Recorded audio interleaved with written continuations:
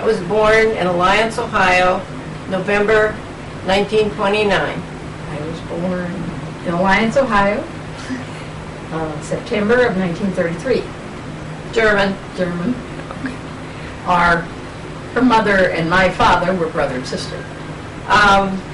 Alliance, Ohio.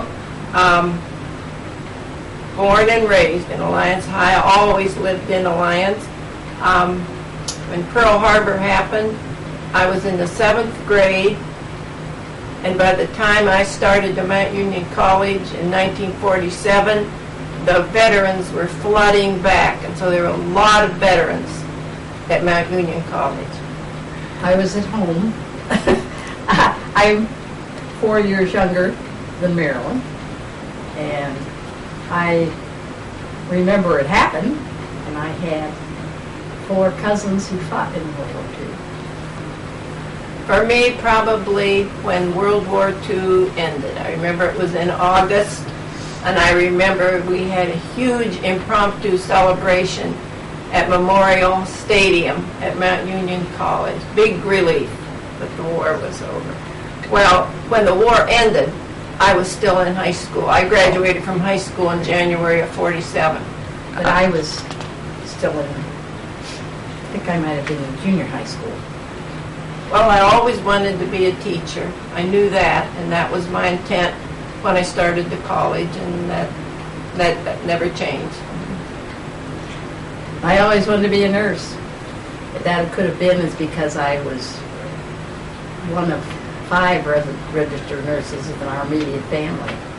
And had I not been accepted to St. Luke's Hospital in Cleveland School of Nursing, I may not have gone, but I was. And I was raised very close to Mount Union College.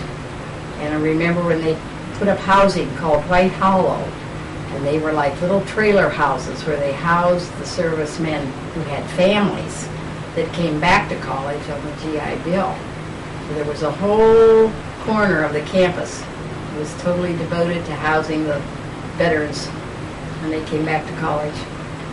Well, Gretchen brought up a good point about the GI Bill.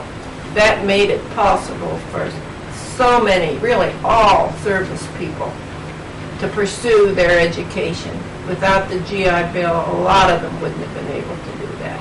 I remember one where we would buy savings bonds, and once a week we would they would sell savings stamps for 25 cents at school, and then you had a little passbook, and you put as many stamps as you bought in this book, and when you got the book full, you got the equivalent of $18.75, which was, at that time, could be redeemed in 10 years for $25.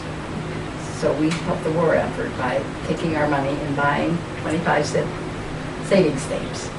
Well, everybody was affected by it. And we had rationing books, and sugar and meat. Coffee? Yeah, coffee were in short supply.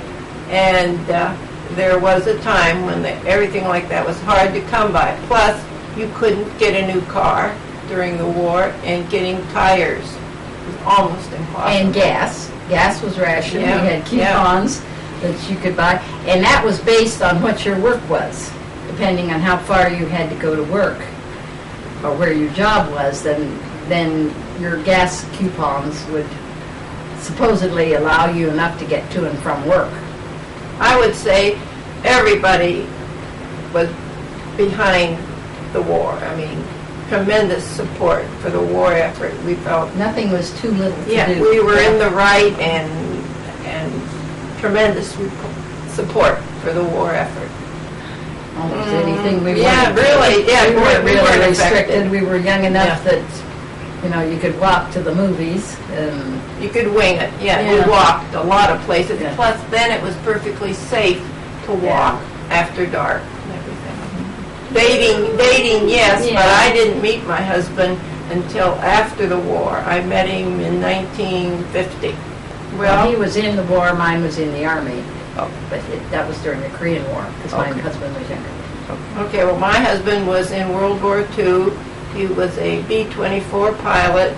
He flew 40 missions in the South Pacific, and once the 40 missions were accomplished, then he got to come home. And in fact, he was back in Alliance on VJ Day. He watched the VJ parade from the corner of Main and Union, right near his house. Actually, when I heard the war ended, I was at a girl's house, a slumber party on Shunk Avenue. And we heard about it, and we also heard about this impromptu celebration over at the stadium, and we all ran to the stadium, which wasn't far from her house.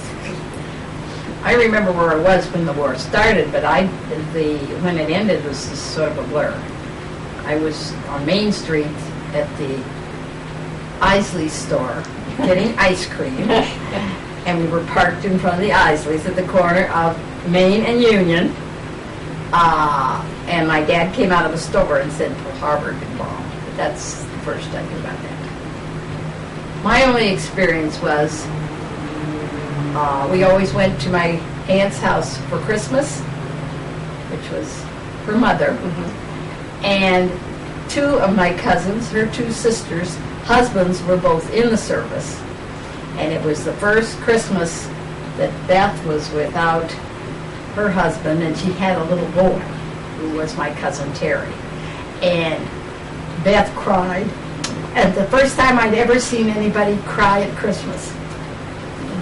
Because Paul was he was in the South Pacific too, wasn't he? Paul was in the Atlantic. Atlantic. Yeah, he was on an LST. Yeah, which is a landing vehicle. Ship tank, landing ship tank. Okay. And you know, speaking of Aunt Beth and her little boy Terry, during the war, she wanted Terry to have contact with other men, you know, and there weren't many men around, so she would get on the train with Terry and go and visit the men in Paul's family so Terry would have contact with them. Well, there'd be all these servicemen on the train, and they just loved this little guy. You know, they'd pick him up and carry him around from and I can remember her saying when before Paul shipped out, she took Terry, diapers and all, got in the car and drove to New Jersey or wherever they were shipping out from, so she'd get to see him once more. Of course, there was no cell phones, no paid-for phone calls, none of that done for the Army wives then. And she drove alone in the car with a baby all the way to New Jersey, just long enough to say goodbye to Paul. Well, we both have memories of that. The women organization, church and social groups would go down to the train station and when there was a train station in downtown Alliance. Yeah, and they would pass out sandwiches and coffee and cold drinks and donuts, and they'd hand them in to the men through the train windows. They weren't allowed to get off the train as they came through Alliance, and then they'd hang out the windows, and we'd carry these big baskets out and hand the sandwiches and the stuff up into the train. It was pretty exciting. Well, both of my sisters' husbands were in the war. We had mentioned Paul a minute ago, and he served on an LST, landing ship tank, in the Atlantic. And then my other sister, Jean, her husband was in the Army, and he served in the Aleutian Islands because there was quite a worry that the Japanese might attack across through the Aleutian Islands. And so that's where he served, was in the Aleutian Islands. That there really was a war before, when you listen to the news, you think there was no war before the Korean War or the current wars that we can remember. And people tend to forget that World War II even existed. And my father fought in France in World War I. So it wasn't our first experience with war. But World War II, there was strong support from everybody at home, unlike, unfortunately, the Vietnam War, you know, and some later conflicts. But World War I was called the war to end all wars. You're right. That's right. But it didn't happen that way.